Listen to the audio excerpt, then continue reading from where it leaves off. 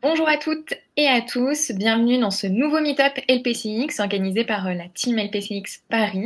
Est-ce que vous nous entendez bien? Est-ce que vous nous voyez bien? Nous sommes trois à l'écran, trois vignettes. Je suis avec Damien et Aminata. Bonjour Damien, bonjour Aminata. Hello, Bonjour. hello. Salut, Bonjour à Fabien. tous.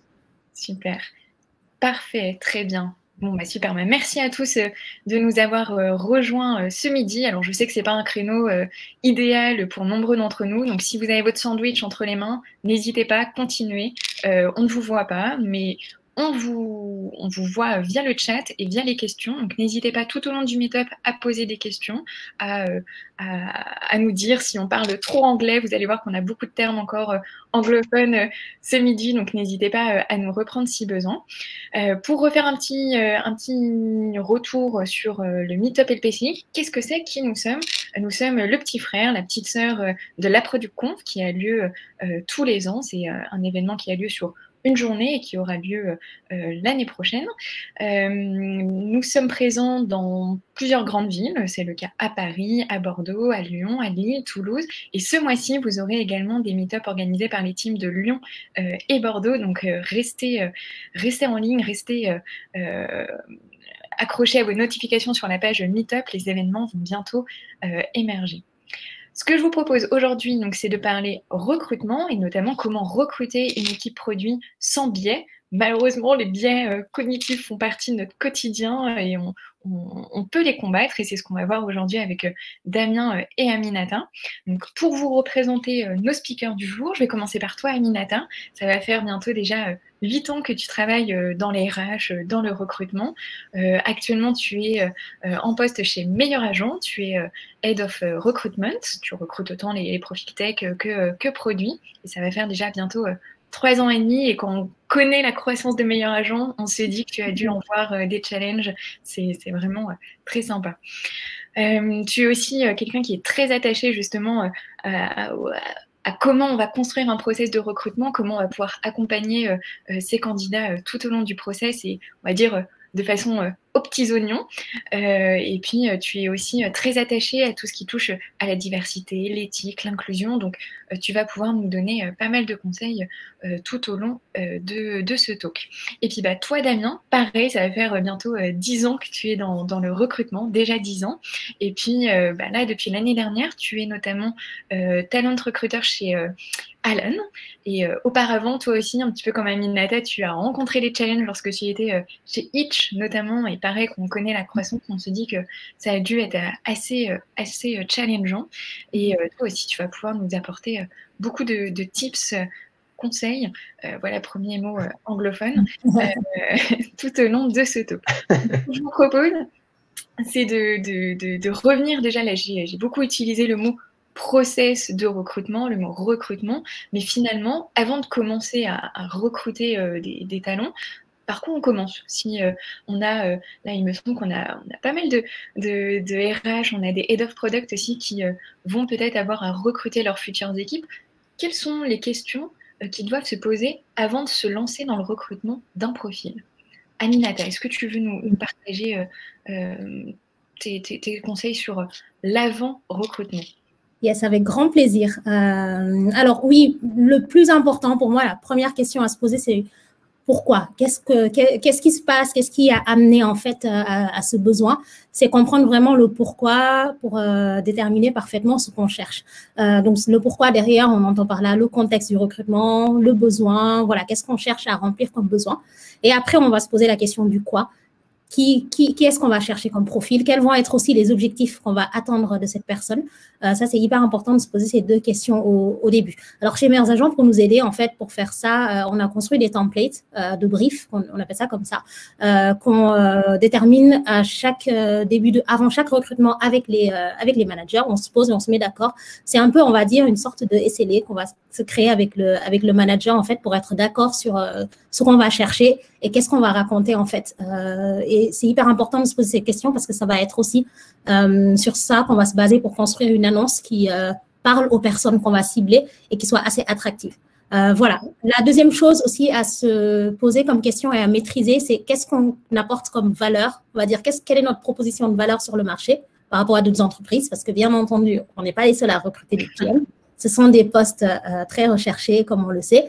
Donc, du coup, il faut vraiment maîtriser sa proposition de valeur. Nous, par exemple, chez Meilleurs Agents, on a énormément travaillé sur notre organisation en Impact Team. Je pense que il y a des product managers qui sont présents à ce meet-up ont déjà entendu parler de notre organisation en Impact Team. Là, aujourd'hui, c'est une vraie valeur ajoutée qu'on n'hésite pas du tout à mettre en avant et qui attire exactement le type de profil qu'on cherche. Donc ça, c'est hyper important de maîtriser ce qu'on a à proposer. Et un autre point qu'on a peut-être tendance aussi à oublier, c'est de bien déterminer le timing. À quel moment est-ce qu'on veut recruter cette personne? Alors, nous, pour le coup, on maîtrise plutôt bien le timing qu'on prend à chaque fois pour recruter un profil, que ce soit un product manager ou un dev, peu importe. Mais c'est important d'avoir en fait cette base-là et aussi de prendre en compte tous les autres à côté. Parce qu'un product manager, il va travailler dans une équipe avec des développeurs, des designers, etc. Mais imaginons, il n'y a pas assez de développeurs, en fait, recruter un PM qui n'a pas de dev, ça n'a pas trop de sens. Donc, du coup, il faut vraiment bien maîtriser son timing aussi, je dirais, ces 3 éléments. Voilà. Ok. Et toi, Damien, est-ce que tu vois justement d'autres éléments? Alors, ce que je peux apporter en complément à ce qu'Aminata a dit, je pense qu'il y a évaluer sa proposition de valeur par rapport au marché, c'est vraiment une notion clé qu'il faut vraiment pas négliger. Et c'est valable pour tous les métiers sur lesquels on recrute qui sont pénuriques, là où il y a plus de demandes que d'offres. Et c'est d'autant plus vrai, je pense, sur le métier de PM qui aujourd'hui est un métier qui est peut-être pas aussi normé que certains autres métiers sur lesquels on a plus l'habitude de recruter. C'est un métier relativement neuf, on va dire, dans le paysage du recrutement. Et donc, il faut être vraiment sûr de ce qu'on recrute et des spécificités de son poste. Certains métiers de PM qui ont une coloration peut-être avec plus de besoins en matière de connaissances de design, par exemple, plus en matière de coordination. Ça peut être très clair là-dessus et savoir par rapport au marché la compétitivité de son besoin en termes de mission. Est-ce qu'on propose en termes de scope, en termes de mission, un anglicisme, en termes d'ownership, est-ce que ça parle au candidat que je vais cibler et est-ce que c'est en adéquation avec le salaire que je vais proposer. Donc voilà, bien définir quels sont ces points clés, les points clés de son poste, les points clés de son entreprise et la fameuse proposition de valeur dont Aminata a parlé. Ok, très, très clair. Donc, une fois qu'on a bien réuni tous ces éléments, qu'on sait qui on veut recruter, finalement, comment on va aller le recruter, notre product manager ou notre product designer. Ça peut être aussi des profils en dehors de notre équipe produit. Ne vous inquiétez pas, n'hésitez pas à prendre des tips aussi pour recruter vos équipes techniques, vos équipes marketing ou sales, bien évidemment. Nous, par exemple, je sais que chez Tiga, on a quand même plusieurs étapes dans notre process de recrutement, que ce soit un petit call avec nos RH, une étude de cas. Est-ce que pour vous, il y a un process un peu type? Est-ce qu'il y a différentes étapes types qui doivent ressortir dans ce process de recrutement? Alors, un process type, non, selon moi. Encore une fois, ça n'engage que moi, c'est que ma conception. Un process type, non. Mais des étapes clés, je pense que oui. En tout cas, dans les différentes entreprises dans lesquelles je suis passé, il y avait toujours un triptyque de choses qu'on cherchait à évaluer. La motivation et l'adéquation par rapport au métier sur lequel on recrute. Les compétences techniques par rapport à un job, tout le monde a des compétences techniques par rapport à un métier donné, et l'adéquation par rapport à la culture d'entreprise. Après, on pondère en fonction de ce dont on a besoin, mais pour moi, c'est la base d'un processus de recrutement, et on construit sur cette base-là et on implémente un processus de recrutement avec d'autres choses qu'on va rajouter en fonction de ces spécificités d'entreprise. Et c'est pour ça que pour moi, il n'y a pas de process type. Parce que le process de recrutement doit s'efforcer de refléter ce que l'entreprise veut montrer au candidat et bien entendu d'évaluer au mieux ce dont on a besoin pour faire le job. Ok. Et est-ce que j'imagine quand même que chez Alan aujourd'hui, tu as quand même certains éléments qui reviennent assez régulièrement. Est-ce que tu peux nous en parler? Oui, bien sûr. Alors, ce qu'on a fait chez Alan déjà dans un premier temps, c'est qu'on a un process de recrutement qui est assez standardisé et on a les mêmes grandes étapes, quel que soit le poste. Donc, tout le monde passe par à peu près la même expérience. Après, c'est le contenu qui va différer. Une étape assez surprenante, ou en tout cas que d'autres entreprises n'ont pas l'habitude de mettre en place, ce sont des questions écrites. Chez LAN, on a une culture de l'écrit très très forte, on travaille beaucoup en asynchrone, donc en fait on a inclus dans notre processus de recrutement une étape dédiée à cette partie-là, où on envoie des questions au candidat et où on attend que le candidat nous réponde avec, et on va évaluer justement sa structure à l'écrit et sa manière de faire passer des messages. Donc aujourd'hui on a un processus de recrutement qui est bien avec des étapes bien isolées. On a un screening qui est la première étape classique de découverte, on va dire, entre le candidat et l'entreprise. Les questions écrites viennent tout juste après, puisque c'est une étape très importante pour nous. Et ensuite, on a des choses assez classiques, comme un entretien technique, un entretien, on va dire, comportemental, qui est plus en lien avec les valeurs de l'entreprise. Et comme beaucoup de startups, on a une dernière étape qui est un full day, qui est un mix entre de l'immersion et un case study. Ok, ça marche. J'en profite pour rappeler, n'hésitez pas à poser vos questions dans l'onglet questions. Là, par exemple, on reviendra sur, peut-être que tu as des exemples de questions écrites, Damien, un petit peu après. Mais n'hésitez pas, vous pouvez aussi voter sur les questions et on prendra le temps d'y répondre à la fin du talk. De ton côté, Aminata, est-ce que vous, chez Meilleur Agent, vous avez un process un peu type ou comme Damien, des grandes étapes clés? Tout à fait. Alors, je rejoins totalement Damien sur ce qu'il a dit au début, c'est qu'il n'y a pas de process type pour recruter, que ce soit un PM ou d'autres jobs, mais là, on parle du product manager en particulier. Il faut surtout, je pense, faire attention à ne pas tomber dans l'écueil de vouloir calquer ce qui se fait dans d'autres entreprises.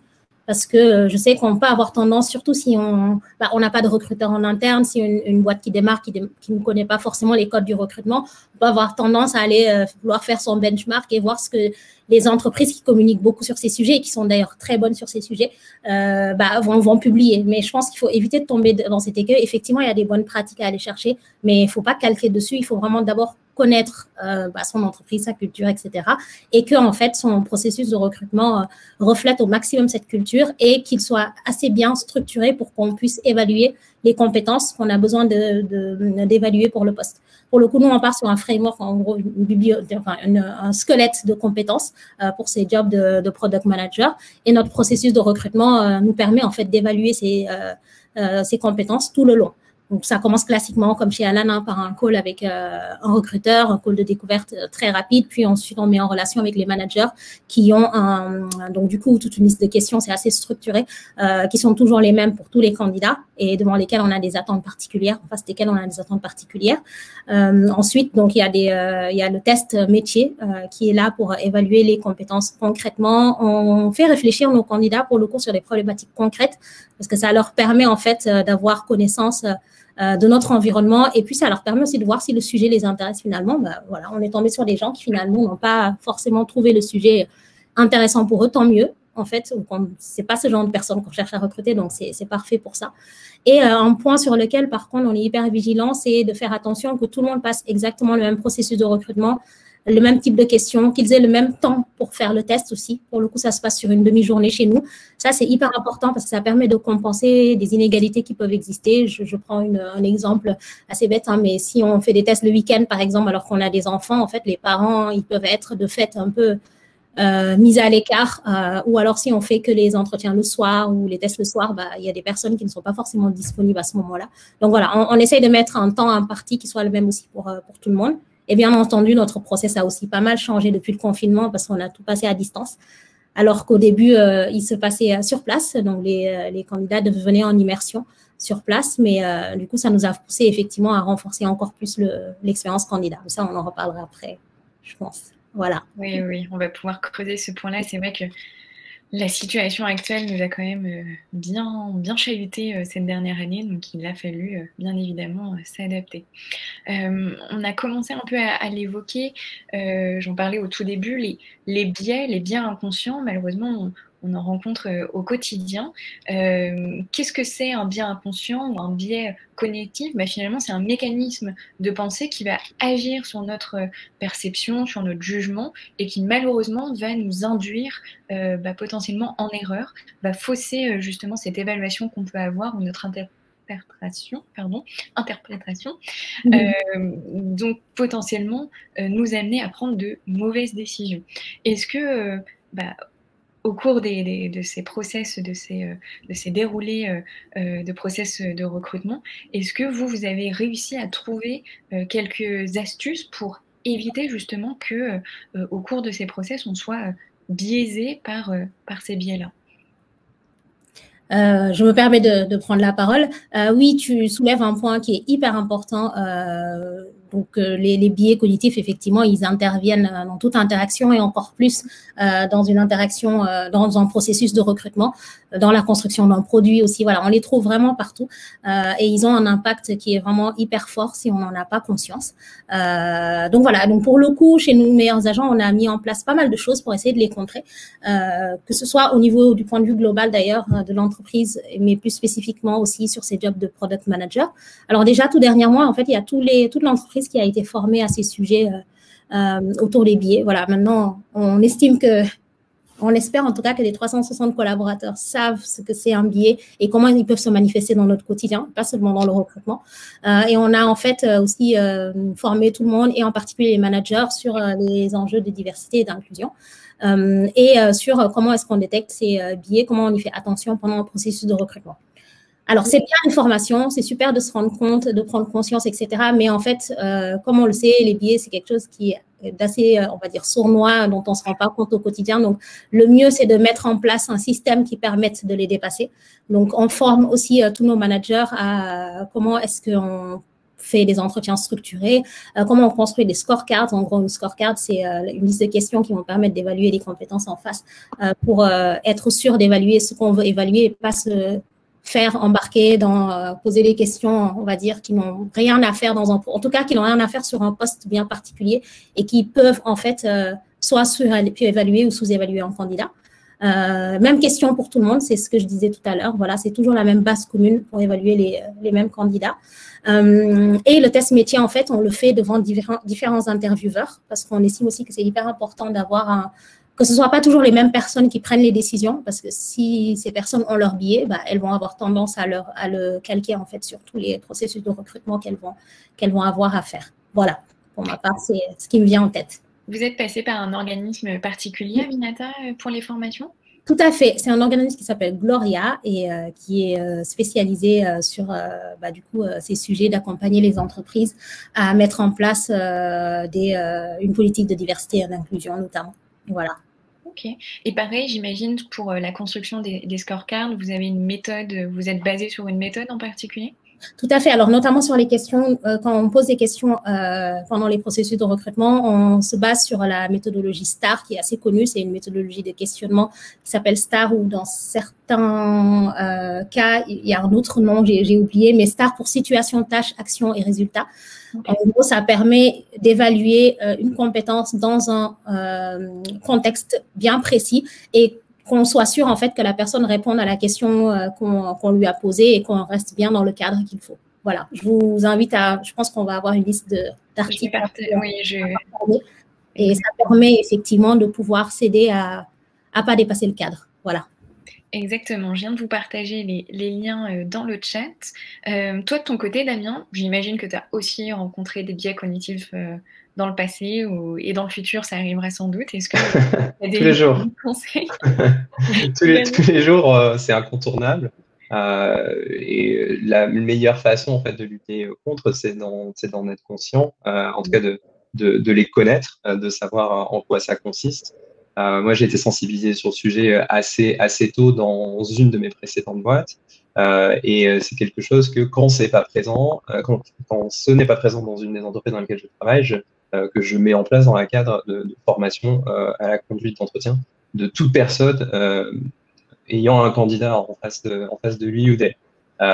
Et chez Alan, c'est potentiellement 300 personnes. Donc forcément, il faut mettre en place une formation, en l'occurrence en asynchrone, qui permet de le faire. Donc on a beaucoup de documentation ou de ressources qui permettent de le faire. Moi, j'avais été avant ça, je vous invite également à chercher sur Google une page de Facebook qui s'appelle Managing Bias, qui est une formation qui à la base est dédiée aux collaborateurs internes de Facebook sur la diversité et qui est très intéressante pour creuser un petit peu plus le sujet. Et quand on creuse le sujet, on est plus à même en fait de lutter contre ses propres biais.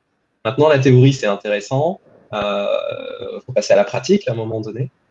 Et on a mis en place pour former les personnes qui font les entretiens chez Alan un système de binôme, de shadow. Donc en fait, un intervieweur confirmé aura quelqu'un qui va le shadow pendant un ou plusieurs entretiens avant de lui-même prendre le lead sur l'entretien et d'avoir du feedback de la part d'un intervieweur confirmé, ce qui permettra de confronter certaines opinions, d'avoir du feedback aussi sur la manière dont on mène un entretien et la manière de mener un entretien peut générer des biais. Donc c'est on va dire cette combinaison entre de la théorie et de la pratique qui nous a semblé la plus pertinente sur l'entretien en tant que tel. Après, derrière, ça doit se manifester au travers du processus de recrutement, comme Nathalie a dit, en ayant un processus de recrutement qui soit structuré et qui permet d'évaluer les candidats sur la même base, parce que c'est là qu'on introduit le plus de biais, c'est qu'on commence à y avoir des disparités et des différences de traitement entre les candidats. Et comme un process de recrutement, c'est quelque chose qui est vivant et c'est quelque chose qui doit évoluer dans le temps, il y a aussi une autre dimension qui est très très importante, c'est ne pas se reposer sur ses acquis en disant c'est bon, j'ai mon process de recrutement et c'est terminé. Il faut le suivre dans le temps, il faut l'auditer, il faut le questionner, le remettre en question et se poser les bonnes questions pour savoir pourquoi certaines typologies de candidats performent bien dans mon processus de recrutement, pourquoi est-ce que en sortie, j'ai toujours les mêmes personnes qui acceptent les offres et d'autres non. Voilà, et nous, on avait fait ce travail-là, pas sur la partie product management, mais sur la partie engineering. Et c'est vrai qu'on s'est rendu compte qu'il y avait certaines typologies de candidats qui n'allaient pas plus loin à partir d'une certaine étape. Et en fait, il y avait des biais qui étaient introduits dès les critères de sélection. Et donc, ça nous a permis en fait de re-questionner ces critères de sélection et si et avec notre volonté, on va dire, d'avoir un pool de candidats un petit peu plus divers, d'ouvrir ces critères de manière un petit peu plus rationnelle. J'en profite, tu as parlé juste avant, Damien, de diversité. Est-ce que tu peux nous expliquer ce que c'est, ce que ça représente et comment ça se matérialise justement? Là, tu as parlé des critères de sélection. Est-ce qu'on peut, en fonction de ces critères, réussir à aller vers une certaine diversité? Alors, c'est vrai que c'est une thématique récurrente en ce moment, et moi, je suis très content justement que ce soit un sujet d'actualité. Pour moi, c'est surtout, et c'est avant tout, c'est une prise de conscience que dans les entreprises, il y a des groupes, entre guillemets, dominants. Quand je dis dominants, c'est des groupes qui représentent, on va dire, la norme, mais il y a aussi des profils qui diffèrent de la norme. Et cette définition de norme, elle peut être complètement différente, qu'on soit aux États-Unis, qu'on soit en France, qu'on soit au Maroc. Donc, c'est pour ça que la notion de diversité est aussi très relative. Et la diversité, c'est quelque chose d'extrêmement large. On l'aborde souvent sous le prisme de la gender diversity, ou ce prisme-là, mais ça touche aussi des personnes porteuses de handicap qui font partie d'un groupe qui n'est pas dans la norme. Et donc, voilà, c'est une définition qui peut être extrêmement large. Et souvent, cette notion de diversité est associée aussi à une dimension d'inclusion qui est la suite, on va dire, logique à l'intérieur de l'entreprise. C'est OK, très bien, on a identifié et on veut recruter des personnes diverses, mais comment est-ce qu'on fait pour faire en sorte qu'elles soient épanouies dans leur travail et qu'elles se sentent pas intégrées, mais incluses dans l'entreprise. Et donc, en fait, on appelle ça un mécanisme de compensation. C'est comment le groupe, comment l'entreprise va faire en sorte de s'adapter aux particularités de ces groupes différents. Et si on reprend l'exemple du handicap, par exemple, du matériel ergonomique, par exemple, pour des personnes porteuses de handicap, plutôt que de leur dire adapte-toi à la situation, c'est entre guillemets. De manière très pratico-pratique en matière de recrutement, ça veut dire quoi diversité? Ça veut dire de manière proactive identifier les personnes, identifier et faire en sorte d'avoir dans son process de recrutement les personnes qui font partie de ces populations qui naturellement n'auraient pas accès à ces métiers ou spontanément ne se manifesteraient pas pour postuler dans votre entreprise. Et ça passe par plein de choses, par le fait d'avoir une rédaction de votre offre d'emploi qui soit la plus neutre possible. On peut avoir des termes qui sont très biaisés pour le coup, et qui vont susciter plus d'intérêt ou plus d'attrait pour une certaine partie de la population. Il y a des outils qui existent et qui aident justement à avoir des offres d'emploi qui soient les plus gender neutral, encore un anglicisme possible, donc neutre en termes de genre notamment. C'est diversifier ses sources en matière de publication d'annonces, et c'est aussi et surtout aller chercher les gens qui nous intéressent. Il ne faut pas attendre que les gens viennent à nous. Il faut avoir une démarche proactive d'identifier les personnes que l'on voudrait avoir dans nos équipes et d'aller les contacter, engager avec elles et essayer de les recruter. Très, très, très complet. Aminata, de ton côté, pareil, je sais que c'est un sujet en plus qui te tient à cœur. Est-ce que tu as des conseils pour justement être assez ouvert et avec plaisir. Effectivement, c'est un sujet auquel je suis hyper sensible. Alors déjà dans le recrutement, mais même au-delà de ça, je pense que dans le product management, je pense que c'est hyper important d'être aussi sensibilisé à ces sujets parce que mine de rien, on construit en tant que product manager, en tant que développeur, des produits qui sont adressés normalement à tout type de personnes. Voilà, hyper important que les personnes qui les construisent derrière ne soient pas biaisées, soient les plus diverses possibles. Donc c'est pour ça, je pense que ça se manifeste à tous les niveaux et encore plus au recrutement, si on veut avoir justement cette diversité dans les équipes qui construisent nos produits. Voilà, et donc si on l'applique effectivement au recrutement, plus concrètement, moi je rejoins complètement ce qu'a dit Damien tout à l'heure. Alors déjà, effectivement, il faut savoir que les critères qui peuvent porter à discrimination sont nombreux. Tout de suite, on pense assez rapidement au genre, à l'âge, à la religion, etc. Mais en fait, il faut savoir qu'il y en a 25 qui existent. Donc, du coup, il y en a un sacré paquet. Donc, voilà. Et quand on commence à rentrer dedans, on se rend compte qu'effectivement, comme l'a dit Damien, quand on est une entreprise, forcément, on cherche des gens qui collent à notre culture, à nos valeurs. Donc, au bout d'un moment, on construit, on va dire, une masse qui est commune, qui est la même. C'est hyper important de pouvoir avoir, en fait, le contexte qui va permettre de diversifier ça un peu plus.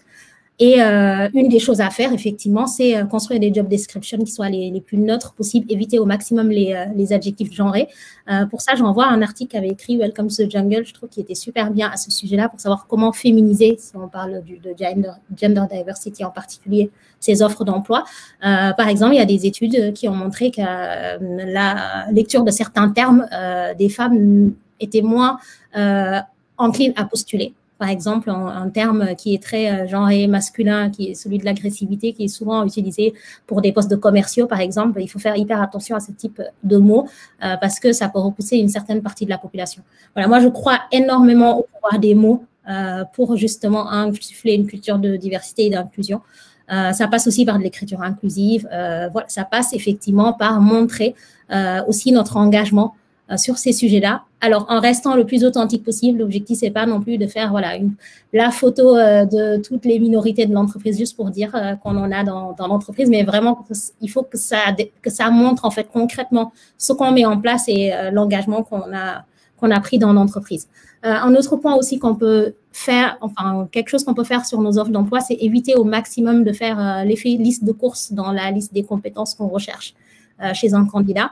Parce qu'encore une fois, ça peut repousser une certaine partie de la population qui ne va peut-être pas postuler parce qu'elle pense ne pas coller à 100% à la liste des compétences. Donc, vraiment se limiter aux compétences clés, éviter les bonus dans tous les sens qui vont juste pousser à la discrimination encore plus.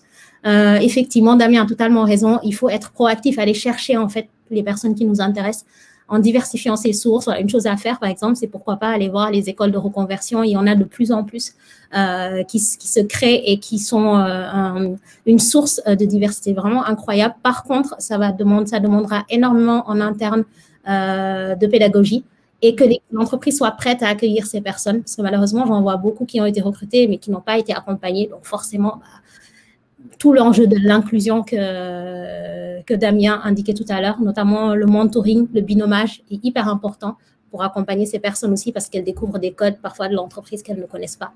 Donc voilà, donc ça, les mettre vraiment dans les bonnes dispositions pour s'épanouir et faire en sorte que l'entreprise soit la plus incluse possible. Voilà. J'imagine que là… Un point…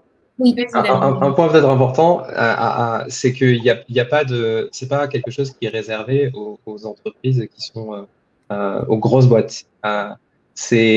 Et je trouve que c'est d'autant plus important quand on est une startup early stage de mettre ça en place dès le démarrage parce que ça vous facilitera la vie pour plus tard. Il y aura un effet, un cercle vertueux en fait qui sera généré si vous commencez à penser diversité dès le début en fait de la création de vos startups. Ça aura une aura, ça fera l'effet inverse de ce qu'on voit dans certains mèmes ou dans certains posts Twitter où on voit des founders qui sont tous les mêmes et leur core team c'est à peu près des copier-coller. Si on y pense dès le démarrage, c'est ça de gagner. Et surtout, la diversité, c'est pas un concept théorique, c'est quelque chose qui s'apprend et qu'on découvre au fur et à mesure. Et plus tôt on le découvre, et plus tôt on la pratique, au mieux on l'appréhende et au mieux on est pertinent et au mieux on évite justement le diversity washing que malheureusement certaines entreprises ont. Ouais. Malheureusement. Là, finalement, on est encore dans cette avant de recruter une personne, mais une fois qu'on l'a recrutée, vous avez commencé à en parler, il faut bien sûr accompagner, notamment, là je reprends ton exemple, Aminata, dans les personnes en reconversion. C'est sûr que si on ne les accompagne pas un minimum, on va sans doute droit dans le mur. Du coup, comment on fait pour faire grandir nos talents une fois qu'on les a recrutés pour qu'ils puissent s'investir, s'impliquer et rester dans la durée au sein de nos entreprises. Il me semble, Aminata, avoir vu passer il n'y a pas longtemps un article sur Medium de Christopher ou de Laure, qui sont très présents sur Medium. Est-ce que tu peux nous donner un peu plus d'infos sur ce que vous avez mis en place justement au sein de Meilleur Agent ? Tout à fait. Effectivement, ça nous a pris beaucoup de temps, mais on a pu construire, et notamment, effectivement, Christopher a construit un parcours carrière pour les product managers. Alors, pourquoi on l'a fait? On l'a pas fait juste parce qu'il fallait le faire, mais c'est surtout parce qu'on en a ressenti le besoin. Parce que ça fait 3 ans, en fait, que je suis chez Meilleurs Agents. À l'époque, quand je suis arrivée, je crois qu'il y avait que 3 PM. Aujourd'hui, l'équipe produit est composée d'une 30aine de personnes. Donc, on a vu beaucoup de monde avant d'arriver à ces 30 personnes. Et surtout, on s'est rendu compte d'une chose, c'est que toutes les entreprises ont vraiment une définition différente du product manager et du product owner par extension, parce que chaque entreprise a son besoin, a sa définition du terme, etc. Et donc, ça nous a amené à un moment donné, on voyait énormément de gens et on n'arrivait pas à recruter et c'était quand même assez problématique. Donc voilà. Et en parallèle de ça, comme je vous l'ai dit, l'équipe a énormément grandi et c'est vrai qu'on y tient, on a un niveau d'exigence hyper élevé sur ces jobs de product manager. Donc, on arrive à recruter des personnes vraiment excellentes et qui dit recruter ce genre de personnes dit leur donner aussi une vision sur la suite, comment est-ce qu'elles peuvent grandir dans l'entreprise, ça va être quoi la prochaine étape pour elles. Ça, c'est hyper important si on tient en tout cas à garder ce type de personnes avec potentiel. Et donc, pour ça, on a construit notre parcours carrière en se basant, en fait, sur un framework qui a été créé par Mélissa Perry. Bon, il me semble que c'est quelqu'un qui est assez connu dans le monde du product management et qui a créé, donc, du coup, ce qu'elle appelle le Core Framework. Alors, Core Framework, avec le C pour communication, qui représente la partie soft skills du job de product manager. On entend beaucoup parler du fait qu'un PM, c'est pas que des compétences métiers, c'est surtout beaucoup de compétences de soft skills, etc. En fait, elle regroupe toutes ces soft skills derrière celui de la communication, qui est le C de corps. Ensuite, derrière, il y a le O d'organisation qui correspond à la partie delivery du poste, le R qui est la partie recherche et le E qui est la partie plus exécution, donc ce qui correspond plus à la partie discovery. Donc, ça fait 3, on va dire, 3 compétences clés. Et derrière ces 3 compétences clés, on va mettre en fait ce qu'on attend en fait de chaque product manager par rapport à son niveau.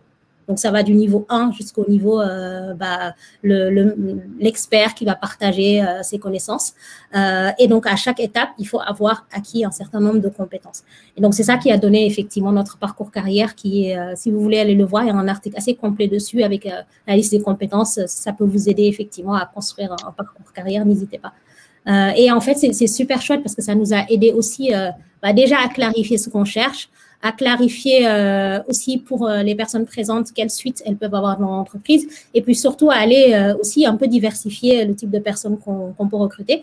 Là, je prends l'exemple notamment de quelqu'un qui était chez nous, qui est arrivé il y a 4 ans chez Meilleurs Agents, qui était Customer Success Manager, qui avait très envie d'être Product Manager, mais qui n'en avait pas forcément eu l'occasion parce que c'était pas assez clair. Et grâce à ce parcours carrière, on a pu transformer cette personne, l'aider à se reconvertir vers le job de Product Manager. Donc, en plus de ce côté, effectivement, parcours carrière très clair, c'est vrai qu'elle était hyper motivée. Donc, ça, c'est un élément de base qui aide forcément. Et donc, du coup, voilà, c'est un doublement hyper gagnant aussi de pouvoir proposer des parcours carrière clairs parce que ça permet aux personnes de pouvoir se projeter et de voir quelle suite elles peuvent avoir dans l'entreprise. Voilà.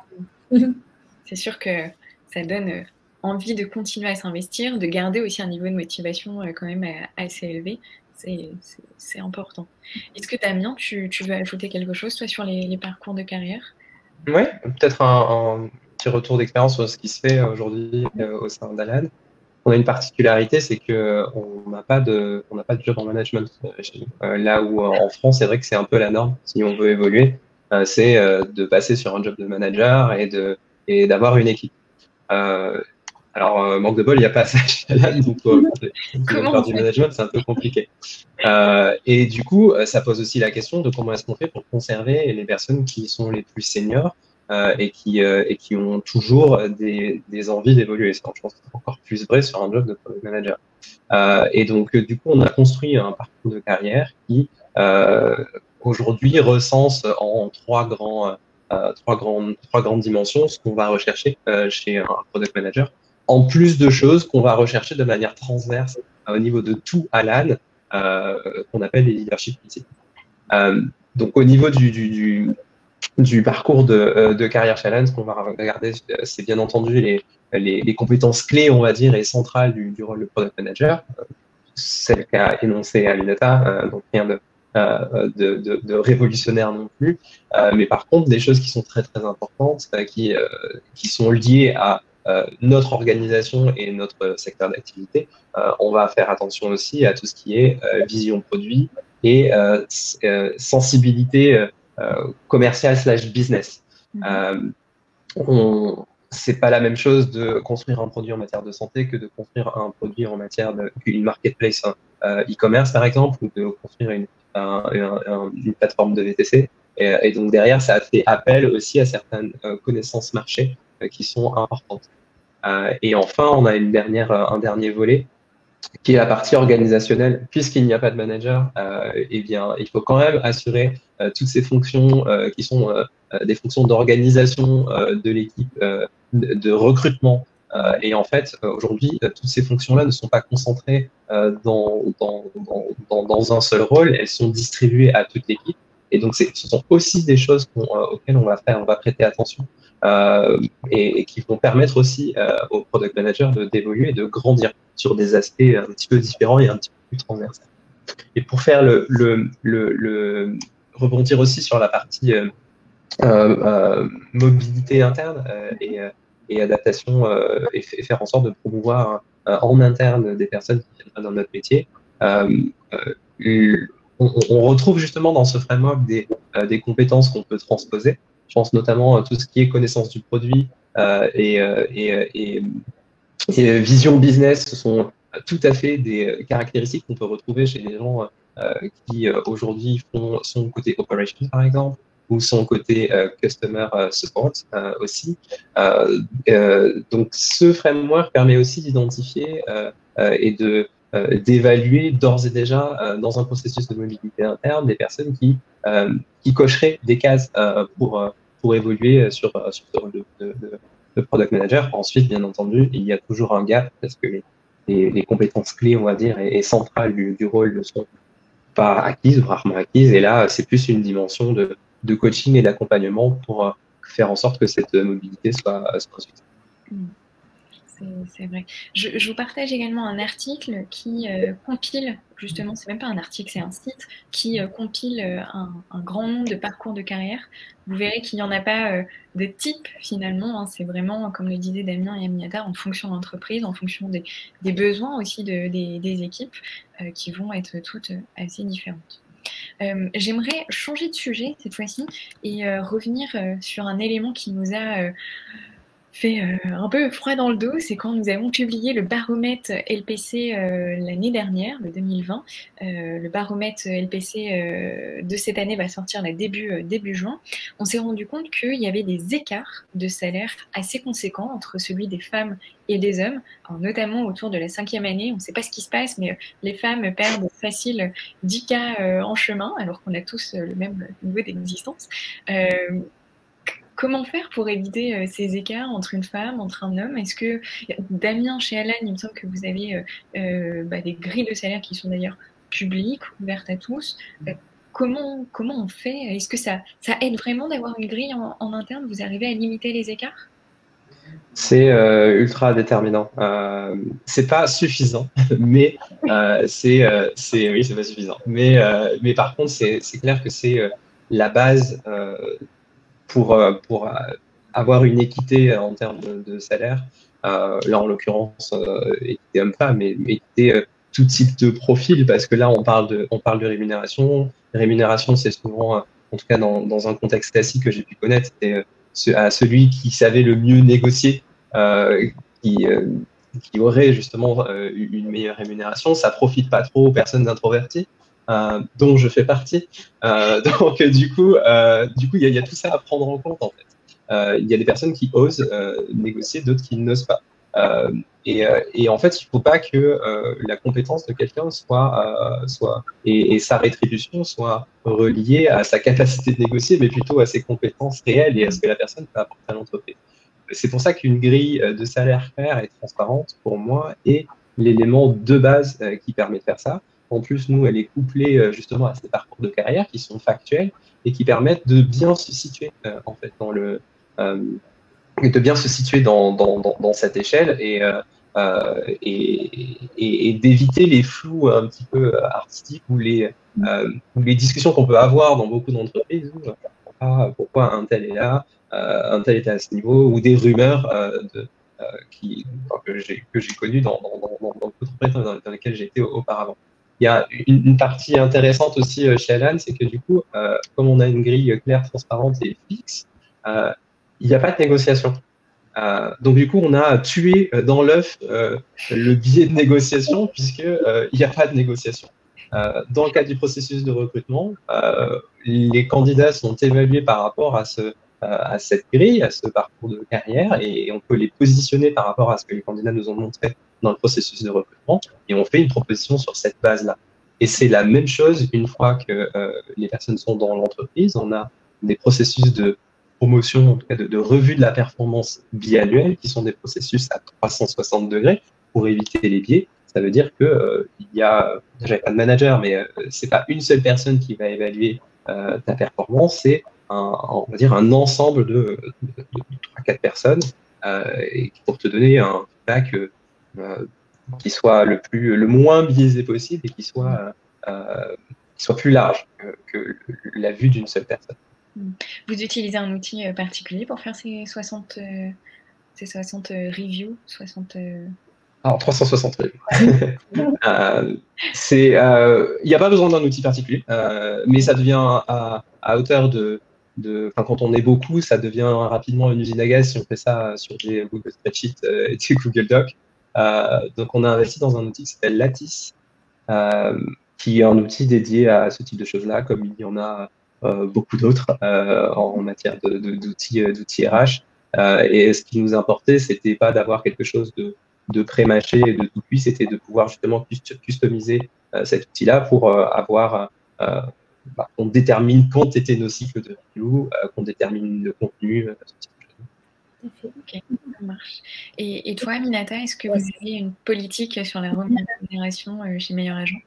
Alors, déjà pour rejoindre un peu ce que Damien a dit, nous on utilise aussi un outil pour les 360 qui s'appelle Elevo, si jamais ça peut Il y en a qui sont en train de benchmarker, qui est customisable aussi. Ça, c'est hyper important de pouvoir avoir un outil qui s'adapte à nos besoins.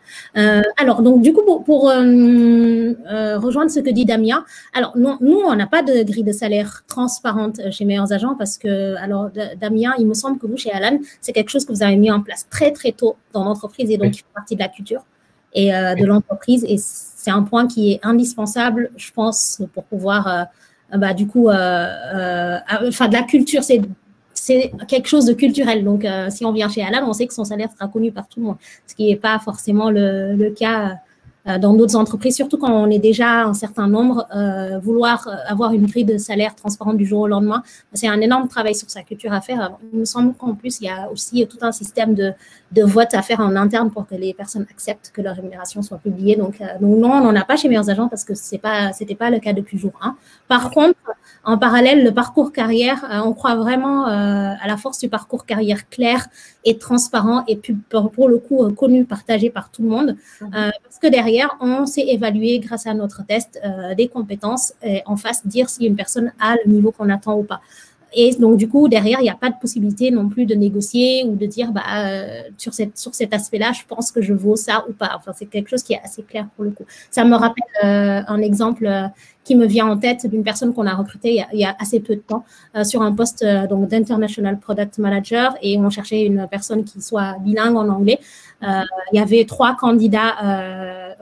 candidats dans le lot, 3 hommes et une femme. Alors, les 3 hommes se sont tous surévalués sur la partie anglais. En amont et donc du coup demander des niveaux de salaire vraiment bien au-delà de ce qu'on pensait qu'on pense qu'ils valaient, on va dire, par rapport à leurs compétences. Et la femme, en fait, pour le coup, elle complètement sous-évaluait son niveau d'anglais et la rémunération qu'elle proposait, qu'elle demandait en face. Et donc, du coup, ça nous a permis, nous, derrière, du coup, de lui proposer une rémunération bien au-delà de ce qu'elle souhaitait parce que nous correspondait mieux au niveau qu'on avait identifié d'elle. Donc, du coup, c'est hyper important, effectivement, par contre, ce parcours carrière, si on n'est pas, effectivement, si on ne peut pas aller au stade de la grille de salaire transparente et claire. Voilà. Ça marche. Donc, dans le chat, pareil, merci Aurélien et merci Mickaël pour le partage des outils 360. N'hésitez pas si vous en avez d'autres, vous aussi de votre côté. Effectivement, Aminata, c'était bien Elevo que vous utilisez. Tout à fait, c'est ça. Ça marche. Une dernière question et après on passe aux questions des participants. On déborde un tout petit peu, mais comme vous avez vos plats entre les mains, vous pouvez venir. On a un peu parlé de la culture d'entreprise, c'est quelque chose quand même de très fort qui donne envie de venir ou parfois de repartir aussi d'une société. Alors là, depuis l'année dernière, c'est la catastrophe pour nombreuses cultures d'entreprise puisqu'on ne se voit plus beaucoup. Le distanciel a quand même changé pas mal de choses, changé la façon dont on interagit, les relations qu'on peut créer, la cohésion aussi d'équipes, même si on n'a pas de manager, c'est quand même important. Est-ce que vous avez des conseils à partager sur ce que vous avez peut-être pu mettre en place dans vos équipes, Aminata et Damien? Tout à fait. Alors, je me permets, effectivement, ça a été totalement bousculé. Maintenant, moi, je ne pense pas que ce soit quelque chose de négatif, bien au contraire. Je pense que ça a permis de rebattre les cartes et de se reposer la question de pourquoi est-ce qu'on garde certains rituels, pourquoi on les fait, en fait, pourquoi ces rituels existent et qu'est-ce qu'ils nous apportent. Pour le coup, si je prends l'exemple du produit de l'équipe Product Management, ils ont profité justement de ces changements pour reprendre tous les rituels un par un et se demander pourquoi on les fait et comment on fait pour les transformer, on va dire, pour les permettre de les continuer à les faire à distance. Tout n'est pas transposable à distance et d'ailleurs, il ne faut pas, je pense, tout transposer à distance. Je pense qu'il ne faut pas hésiter à réadapter son process. Je prends l'exemple notamment du management visuel qui est quelque chose de très ancré dans la culture produit, qui ne peut pas se refaire. Voilà, un mur, c'est un mur, on ne peut pas le mettre dans un ordinateur. Donc voilà, ça permet de se reposer la question un peu de tous ces sujets-là. Un autre point aussi, c'est que un processus de recrutement, c'est effectivement le moment où on peut transmettre au maximum la culture d'entreprise et des choses qu'on pouvait voir en fait en physique, on ne peut plus les voir en faisant des entretiens à distance. Je pense à un exemple qui, moi, m'a toujours marqué depuis que je suis chez Meilleurs Agents. Systématiquement, avant la Covid, quand on accueille les candidats en entretien, un retour qu'on avait de leur part, c'était « Ouais, c'est incroyable, quand je suis venue, on m'a dit bonjour ». et on m'a demandé si tout allait bien et si j'ai eu les personnes que je cherchais. Enfin, moi, ça me paraît incroyable parce que dire bonjour, enfin, c'est la base, mais apparemment, c'est pas dans toutes les entreprises que ça se passe. Mais en fait, voilà, c'est quelque chose en fait qui remontait très régulièrement des candidats qui étaient vraiment un élément dans leur choix de nous rejoindre. Mais malheureusement, aujourd'hui, c'est plus possible en fait parce qu'on est tous à distance, les entretiens se font sur Zoom. Donc, du coup, il faut miser sur une expérience candidat encore plus, essayer de garder le maximum le lien avec eux. Par exemple, maintenant, on passe énormément par les Slack Connect. On crée en fait des channels Slack par candidat pour garder le lien avec eux et l'équipe. Comme ça, ils peuvent leur poser des questions pendant tout le temps du processus de recrutement et on essaye de leur transmettre le maximum d'éléments de cette manière. On peut donner effectivement aussi le maximum d'informations en amont aux candidats pour qu'ils se préparent aux entretiens. Pour les rassurer, parce qu'en entretien de recrutement, comme l'a dit Damien, tout le monde on n'est pas né pour être candidat. Voilà, on a nos jobs, mais candidat, c'est pas un job. Donc, du coup, il faut vraiment les accompagner au maximum pour qu'ils puissent être le mieux possible le jour de leurs entretiens. Après, au niveau de l'arrivée dans l'entreprise, quelque chose qui est hyper bien aussi, enfin qu'on a mis en place chez Meilleures Agences, c'est du binomage systématique, des nouveaux toujours avec des anciens, mais qui sont pas forcément des personnes qui soient seniors. Hein. C'est vraiment surtout des bons représentants de la culture. Par exemple, ça peut être un stagiaire qui est arrivé à 6 mois, mais qui est un bon représentant de la culture qu'on va mettre avec un expert PM parce qu'on sait qu'il pourra l'accompagner pour tous ces sujets-là. Voilà, et maintenir effectivement le maximum de liens d'équipe, même si effectivement ça peut être un peu fatigant les Zooms au bout d'un moment. C'est indispensable d'essayer de les garder le plus possible, ces événements informels. Voilà. Merci Aminata. Et toi Damien, de ton côté, est-ce que vous avez changé des choses? Est-ce que vous avez bousculé certains rituels vous aussi? Non, parce que beaucoup de choses étaient déjà en place et favorables, on va dire, à ce nouveau paradigme. La culture de l'écrit, la culture de la synchrone, c'est quelque chose de très ancré au sein d'Alan, qui a fait que la transition vers un modèle full remote, qui est le cas aujourd'hui, s'est faite de manière très fluide. Pour autant, ça ne veut pas dire qu'il ne faut pas se questionner et remettre en question certaines choses, parce qu'on avait quand même des bureaux et avec des moments qui étaient très appréciés. Et donc ça, c'est quelque chose qu'il ne faut pas négliger. Il faut une des premières choses qu'on a fait, parce que c'est une situation assez inédite, c'est de prendre le pouls de l'équipe en faisant des surveys de manière récurrente pour comprendre là où ça n'allait pas.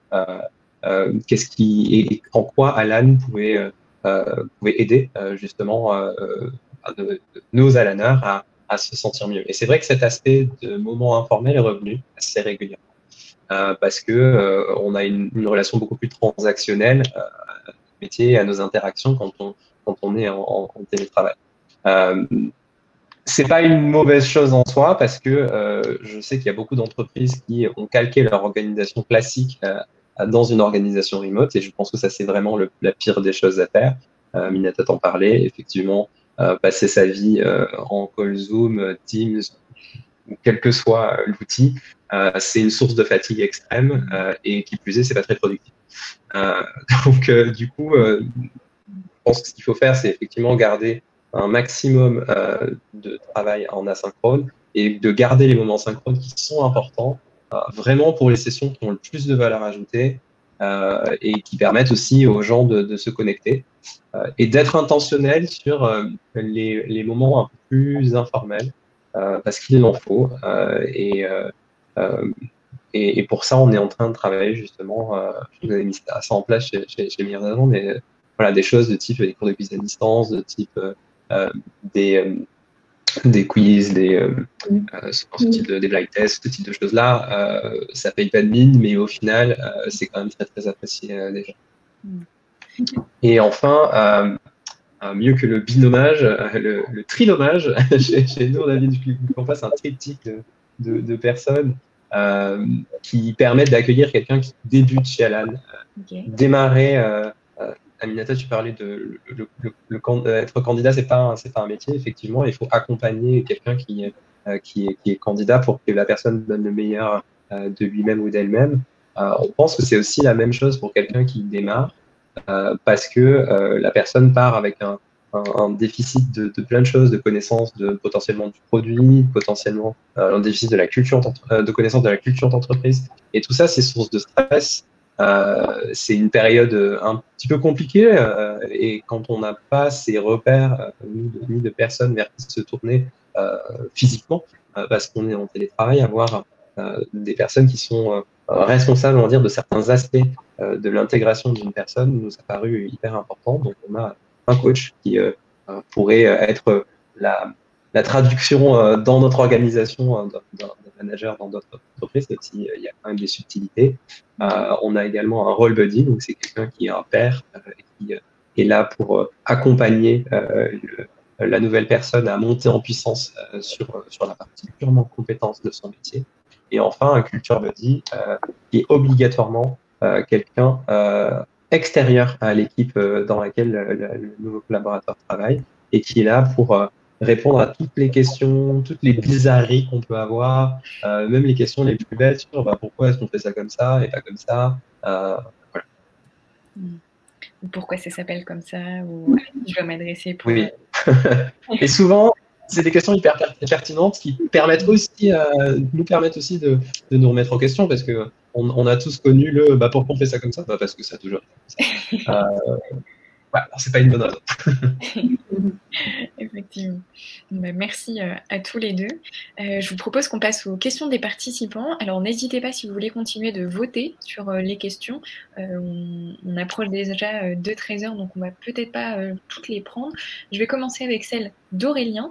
Alors, c'était notamment une question qu'Aurélien a posée, Damien, quand tu as parlé des questions écrites au cours du process chez Alan. Est-ce que tu aurais des exemples à nous donner sur ces questions? Oui, on a des questions qui sont très généralistes et que on n'est pas sur des questions pièges entre guillemets. On est sur des questions qui sont très généralistes et qui permettent aux gens de s'exprimer, d'exprimer leurs envies et ce qu'elles ont envie de faire avec nous. Donc, on a des questions très simples de type qu'est-ce que tu as envie de faire au sein d'Alan et comment est-ce que tu vois ton poste idéal pour voir s'il y a un match entre ce qu'on propose en termes de poste, en termes d'environnement.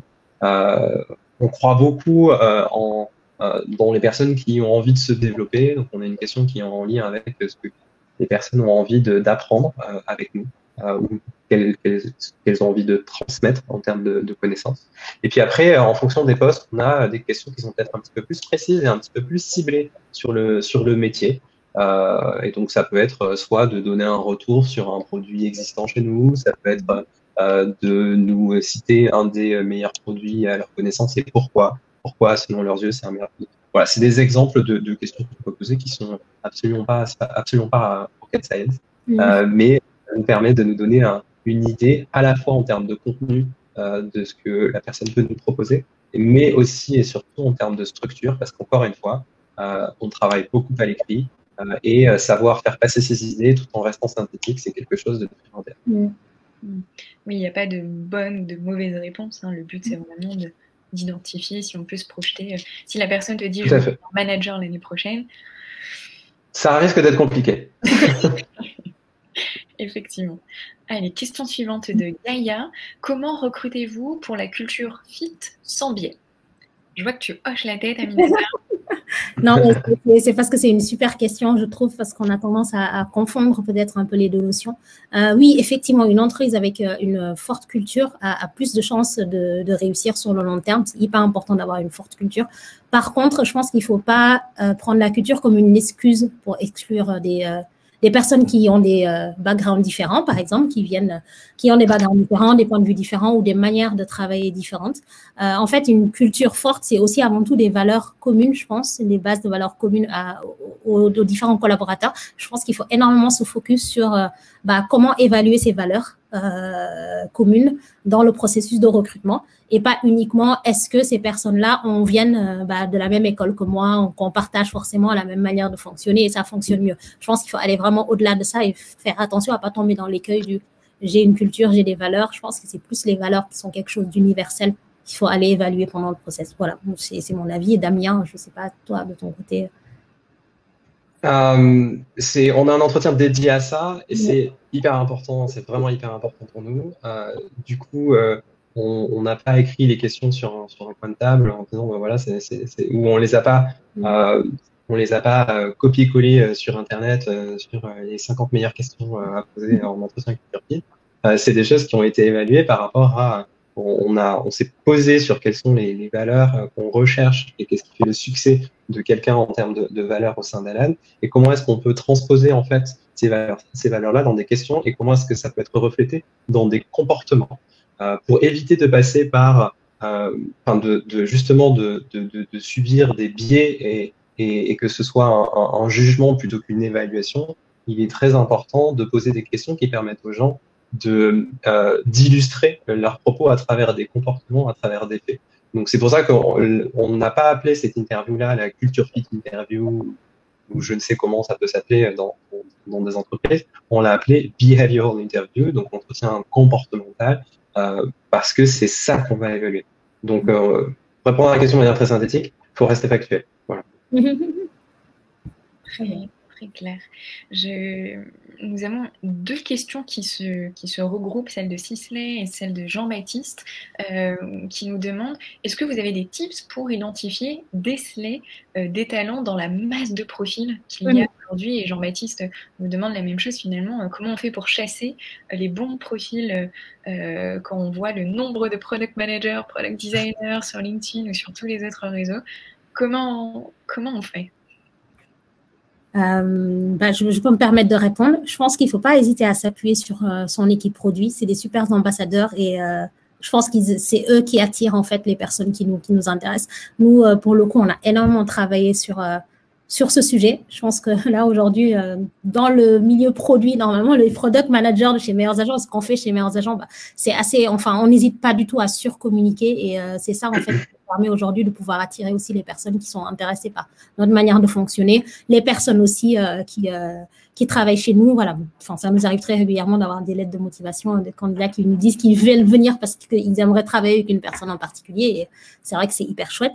Et sinon, comment les détecter dans la masse de profils? Ça, c'est une très bonne question parce que depuis un an, avec ce qui se passe et le Covid, forcément, il y a une masse de profils qui arrivent, qui peut, qui donne l'impression que du coup, waouh, tout d'un coup, tous nos problèmes ont été résolus. On va plus galérer pour trouver des product managers, ce qui est faux. D'ailleurs, c'est le contraire qui arrive. En fait, on a un peu plus de mal, on va dire, à aller piocher les bonnes personnes parmi cette masse. Mais je pense qu'il faut surtout pas baisser son niveau d'exigence. En fait, continuer à avoir le très haut niveau d'exigence qu'on avait. Garder son processus tel quel, pas hésiter à l'auditer de temps en temps, mais garder le même niveau d'exigence. Pour moi, ce serait ça, en fait, qui me vient en tête. Damien, je ne sais pas si toi, de ton côté, tu as autre chose. Oui. Je pense qu'on en revient à la première question qu'on avait posée. C'est qu'est-ce qu'il faut en amont du processus de recrutement? C'est être clair sur ce qu'on recherche. Au plus on est clair sur ce qu'on recherche et moins ce sera difficile. Pas plus ce sera simple, mais moins ce sera difficile de faire une sélection, on va dire, soit dans les candidatures entrantes ou dans ce qu'on va aller rechercher si on fait du contact proactif.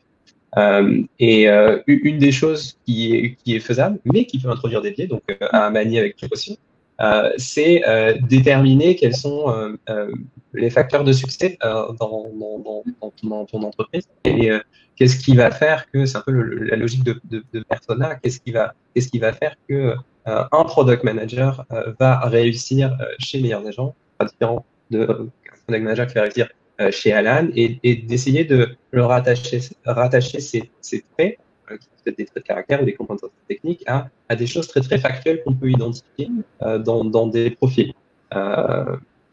Ça peut être une solution, mais ce n'est pas la solution parce que, comme je le disais, ça peut introduire un certain nombre de biais. C'est comme ça qu'on a introduit des biais dans notre processus d'ingénierie ça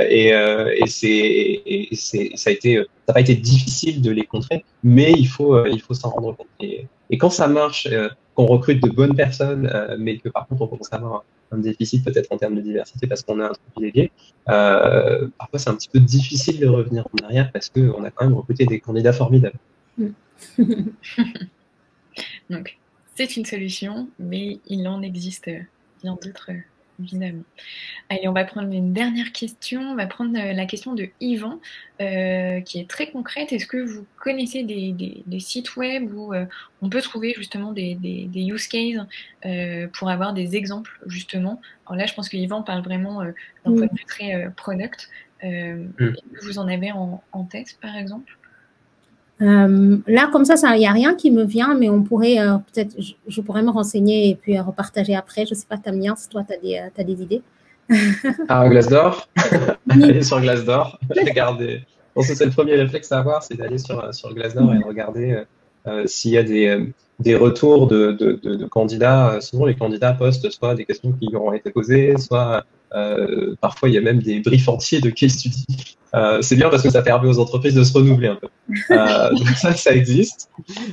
Et sinon, il y a un bouquin qui s'appelle Cracking the PM Interview. C'est en anglais, mais c'est un bouquin que je vous recommande de lire. Moi, je l'ai lu, ça m'a appris énormément de choses sur, à ne pas copier-coller, bien entendu, mais ça m'a appris énormément de choses sur les différents process de recrutement pour recruter des PM en Silicon Valley. Comme ils sont un peu en avance sur pas mal de sujets. Voilà, il y a des retours de process, je crois d'Amazon, de Airbnb, voilà, ce type d'entreprise-là, donc c'est hyper intéressant. Tu peux redonner le nom, Damien? Tracking? Oui, Cracking de PM pour Product Management Interview. Ok, ça marche. Eh bien, n'hésitez pas du coup à aller jeter un œil. Moi, l'une des choses que j'aime bien dire aussi, c'est mettez-vous par exemple dans la peau du product manager de la société que vous visez et essayez d'inventer ou de revoir une fonctionnalité existante, par exemple. Mettez-vous déjà dans cette peau de product manager déjà embauché et essayez de construire soit des nouveaux parcours ou de revoir certains parcours et finalement, en utilisant certains outils, en plus ça vous permet de vous assurer que vous avez bien compris comment on utilise telle ou telle méthodologie, tel ou tel livrable, s'améliorer en termes de structure, d'organisation aussi, ça peut être assez intéressant. Bon, eh bien, je vous propose de nous arrêter là pour ce midi. Merci en tout cas Aminata, Damien d'avoir répondu à nos questions, de nous avoir partagé autant d'éléments. J'espère que côté participants, vous avez appris de nouvelles choses. Le replay sera bien évidemment en ligne d'ici peu. Donc, si vous avez loupé un petit morceau, vous pourrez revenir en arrière. Et puis, n'hésitez pas à participer à tous nos prochains meet-up LPCX. Donc, il y a la team lyonnaise et la team bordelaise qui organisent des meet-up la semaine prochaine et la semaine suivante, jeudi prochain et le mercredi 21 avril. Et pareil, si vous voulez être speaker, comme l'ont été Damien et Aminata, n'hésitez pas à nous contacter. N'hésitez pas, si vous voulez aussi avoir plus d'infos, à contacter Aminata et Damien directement sur LinkedIn. Je pense qu'ils seront ravis. Je parle en votre nom, mais je suis ravis pour discuter. Tu te risques pas trop. N'hésite pas. Bon appétit et à bientôt. Bon appétit à tous et bonne journée. À très vite. Merci. Salut.